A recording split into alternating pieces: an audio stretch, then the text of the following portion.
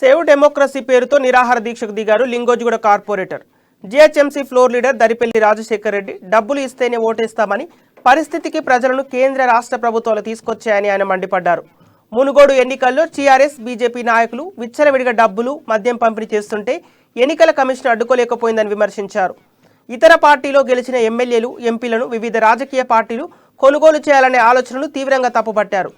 ప్రజాస్వామ్యాన్ని రక్షించుకోవాలంటే ప్రతి ఒక్కరిలో మార్పు రావాలని ఆకాంక్షించారు.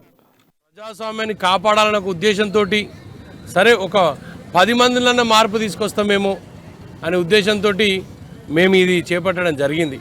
ఈ కొనుగోలు ఈ అమ్మకాలు ఎమ్మెల్యేలను కొంటున్నారు, ఎంపీలను కొంటున్నారు. ఈ కొనుగోలు అమ్మకాల మీద అసలు అంటే మేము ఈ వ్యవస్థల ప్రజాస్వామ్యం అనేది కూని అవుతుంటే చూస్తూ ఇంట్లో కూర్చొని కళ్ళు నీళ్ళు కార్చడం తప్ప ఏం చేయలేని పరిస్థితిలో ఉన్నారు. అట్లాంటి పరిస్థితి తీసుకొచ్చిన ఈ రాజకీయ వ్యవస్థ మనకు అవసరమా? ఇట్లాంటి వ్యవస్థలో మనము సేవ చేయడానికి నాయకులను ఎన్నుకుంటామా? వాళ్ళు నిర్ణయించేది వాళ్ళు రేపు పొద్దునట అవినీతి ఎక్కడ జరుగుతుంది అట్లాంటి శిష్టాలే తీసుకొస్తారు, కానీ ప్రజలకు సేవ చేయడానికి ఉన్న శిష్టాలు తీసుకురారు. అట్లాంటి నాయకులు ఎన్నుకొని ఏం చేయడానికి మీరు ప్రజలు డబ్బులు అడిగి మీరు వాళ్ళని ఎన్నుకుంటున్నారు? అట్లాంటి నాయకుల వలన మీకు ఏం ప్రయోజనంగా జరుగుతుందని అనుకుంటున్నారు? ఇదేదో ఒక కార్పొరేట్ వ్యవస్థ లాగా అయిపోయింది. రేపే ఆలోచించండి ప్రజలారా, మీరు కూడా ఒక్కసారి మార్పు తెచ్చుకోండి. ఒక్కసారి మీకు సేవ